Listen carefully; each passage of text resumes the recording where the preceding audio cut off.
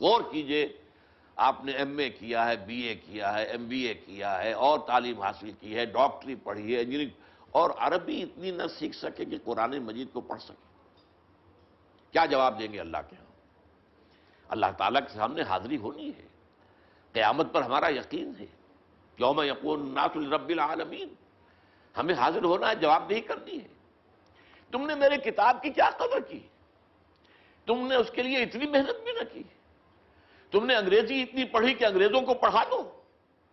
بے شمار ہندوستانی اور پاکستانی مسلمان، آپ کو معلوم ہونا چاہیے، انگلینڈ میں اسکولوں کے اندر پڑھا رہے ہیں، انگریزی پڑھا رہے ہیں، لیکن تم اتنی عربی نہ سیکھ سکے، حالانکہ تمہاری اپنی زبان اردو جو ہے، اس کا ایک جملہ آپ نہ بول سکتے ہیں نہ لکھ سکتے ہیں جس میں عربی کا لفظ نہ آئے، جملہ عربی کا لفظ ہے، لفظ عربی کا لفظ ہے۔ تو یہ تو ہماری زبان کے اندر جو ہے رچی